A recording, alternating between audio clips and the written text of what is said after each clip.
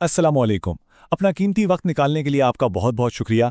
आज हम एक ऐसे मौजू पर बात करने जा रहे हैं जो हमारी डिजिटल दुनिया में बहुत से लोगों के लिए एक बड़ी परेशानी बन चुका है, यानी साइबर हरासमेंट। ये बिलाशुबा एक बहुत संगीन मसला है, लेकिन अच्छी खबर यह है कि इससे निपटने के लिए ठोस और मौसर हल मौजूद हैं। आखिर तक हमारे साथ ज़रूर रहिएगा, क्योंकि इस पूरी गुफ्तगू में हम अहम कानूनी निकात और अमली इक़दामात को बिल्कुल वाज़ेह करेंगे। और हाँ, इस मालूमात को हर उस शख्स तक ज़रूर पहुँचाएं जिससे इसकी ज़रूरत हो सकती है। अक्सर जब कोई इस किस्म की सूरत हाल से गुजरता है तो खौफ और तन्हाई के एहसासात उस पर हावी हो जाते हैं। लेकिन सबसे पहली और सबसे अहम बात जो समझना ज़रूरी है वो ये है कि इस सफ़र में कोई भी अकेला नहीं है और कोई भी बिल्कुल बेबस नहीं है। तो इस गाइड में हम उस रास्ते को समझेंगे जो सीधा तहफ़्फ़ुज़, इंसाफ और ज़हनी सुकून की तरफ जाता है। हम उन अमली इक़दामात पर बात करेंगे जो कोई भी उठा सकता है ताकि सूरत हाल पर काबू पाया जा सके। ये मालूमात बहुत अहम हैं, इसलिए इसे गौर से सुनें। तो आइए शुरू करते हैं। देखिए, किसी भी मसले से निपटने का पहला कदम उसे ठीक तरह से समझना होता है।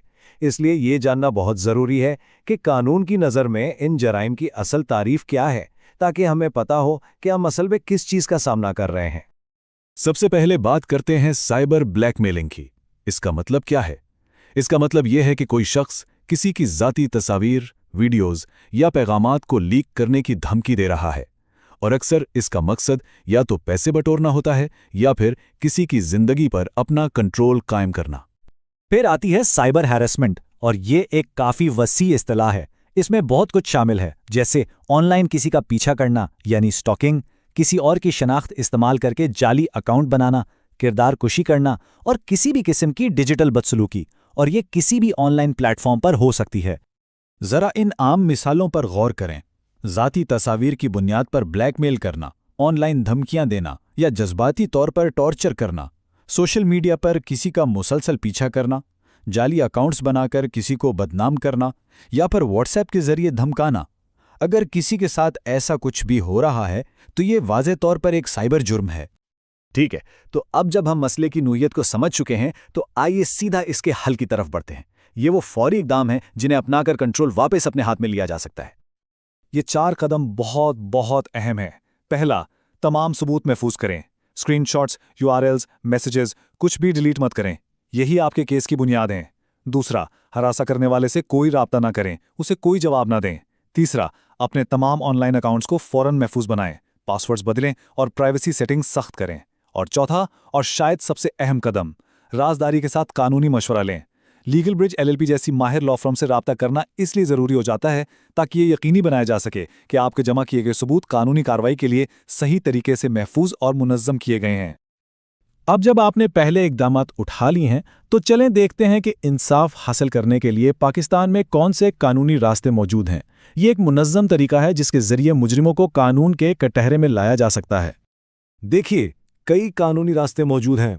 आप एफआईए साइबर क्राइम विंग में शिकायत दर्ज करवाकर रियासती मशीनरी को हरकत में ला सकते हैं। मुजरिम को रोकने के लिए एक कानूनी नोटिस भिजवा सकते हैं, सोशल मीडिया से मवाद हटवाने की दरख्वास्त दे सकते हैं या अपनी हिफाजत के लिए अदालत से प्रोटेक्शन ऑर्डर ले सकते हैं।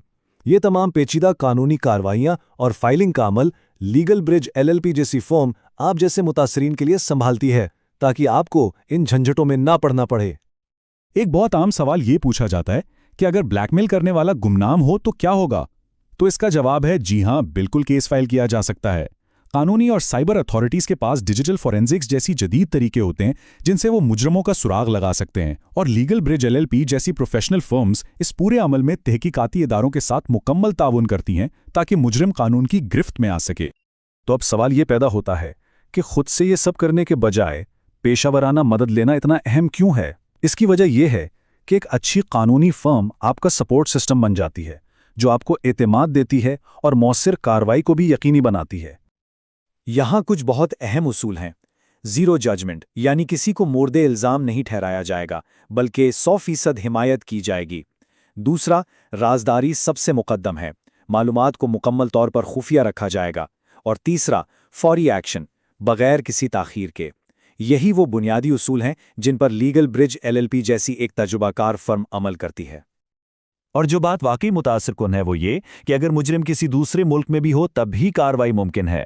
लीगल ब्रिज एलएलपी जैसी आलमी सतह पर काम करने वाली फर्म्स का नेटवर्क 30 से ज्यादा ममालिक में फैला हुआ है, जो सरहद पार इंसाफ को भी मुमकिन बनाता है। आइए एक हकीकी मिसाल देखते हैं। लाहौर के एक मेडिकल प्रोफेशनल ने बताया, एक ब्लैकमेलिंग की कोशिश की वजह से मेरी साख दांव पर लगी थी। लीगल ब्रिज एलएलपी ने तेजी से कार्रवाई की, कानूनी नोटिस फाइल किए और सब कुछ बंद करवा दिया। इससे अंदाजा होता है कि माहिराना कानूनी कार्रवाई कितनी जल्दी मजबूत नताइज आ सकती है। तो इस सारी जद्दोजहद का हतमी मकसद क्या है?